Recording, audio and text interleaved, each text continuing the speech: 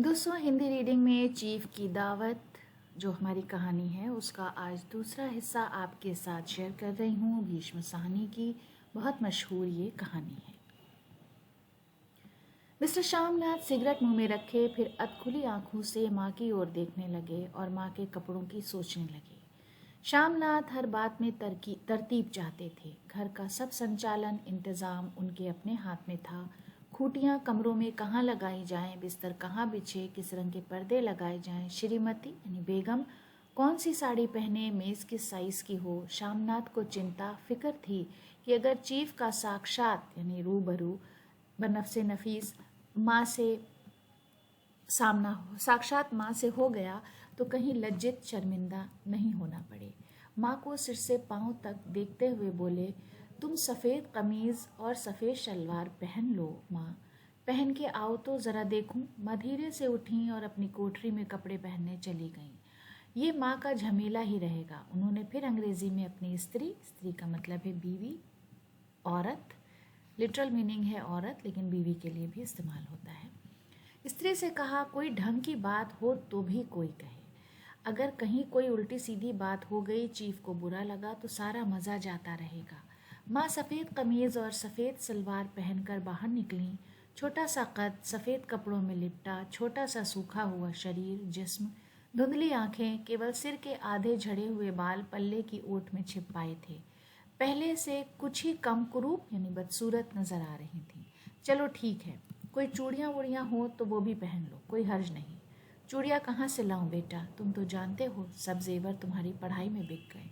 ये वाक्य जुमला श्यामनाथ को तीर की तरह लगा। तिनक कर बोले, ये कौन सा राग छेड़ दिया माँ, सीधा कह दो नहीं है जेवर। बस इससे पढ़ाई वढ़ाई का क्या ताल्लुक है। जो जेवर बिका तो कुछ बनकर ही आया हूँ, निरा लंडूरा तो नहीं लौट आया। जितना दिया था उससे 2 गुना ले लेना। मेरी जीभ जबान जल जाए बेटा, तुमसे जेवर लूँगी, मेरे मुंह से तो यूं ही निकल गया, जो होते तो लाख बार पहनती।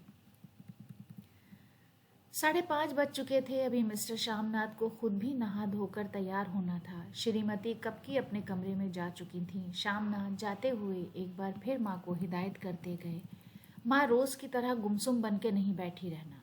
अगर साहब इधर आ निकलें और कोई बात पूछें तो ठीक तरह से जवाब देना। मैं न पढ़ी न लिखी बेटा, मैं क्या बात करूँगी। तुम कह देना माँ अनपढ़ है, कुछ जानती समझती नहीं, वो नहीं पूछेगा। 7 बजते बजते माँ का दिल धक धक करने लगा। अगर चीफ सामने आ गया और उसने कुछ पूछा तो वो क्या जवाब देगी। अंग्रेज़ को तो दूर से ही देखकर घबरा उठती थी। ये तो अमरीकी है, ना मालूम क्या पूछे, मैं क्या कहूँगी। माँ का जी चाहा कि वो चुपचाप पिछवाड़े विधवा बेवा सहेली के घर चली जाए, मगर बेटे के हुक्म को कैसे टाल सकती थीं। चुपचाप कुर्सी पर से टांगे लटकाए वहीं बैठी रहीं। एक कामयाब पार्टी वो है जिसमें ड्रिंक कामयाबी से चल जाए। श्यामनाथ की पार्टी सफलता यानी कामयाबी के शिखर आयाम चूमने लगी। वार्तालाप, बातचीत उसी रौ में बह रहा था जिस रौ में गिलास भरे जा रहे थे। कहीं कोई रुकावट न थी, कोई अड़चन न थी। साहब को विस्की पसंद आई थी, मेम साहब को पर्दे पसंद आए थे, सोफ़ा कवर का डिज़ाइन पसंद आया था, कमरे की सजावट पसंद आई थी। इससे बढ़कर क्या चाहिए। साहब तो ड्रिंक के दूसरे दौर में ही चुटकुले और कहानियां कहने लग गए थे। दफ्तर में जितना रूब रखते थे, यहाँ पर उतने ही दोस्त परवर हो रहे थे। और उनकी स्त्री यानी बीवी काला गाउन पहने, गले में सफ़ेद मोतियों का हार, सेंट और पाउडर की महक से ओत पोत यानी रची बसी, कमरे में बैठी सभी देसी स्त्रियों औरतों की आराधना अकीदत का केंद्र मरकज़ बनी हुई थी। बात बात पर हंसती, बात बात पर सिर हिलाती और श्यामनाथ की स्त्री से तो ऐसे बातें कर रही थी जैसे उनकी पुरानी सहेली हो।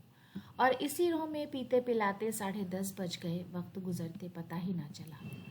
आखिर सब लोग अपने अपने गिलासों में से आखिरी घूंट पीकर खाना खाने के लिए उठे और बैठक से बाहर निकले।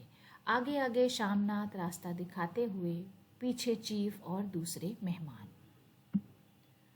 तो दोस्तों, आज का वीडियो यहीं पर ख़त्म करते हैं। अगले वीडियो में कहानी का अगला हिस्सा आपके साथ शेयर करेंगे। वीडियो देखने के लिए बहुत बहुत शुक्रिया।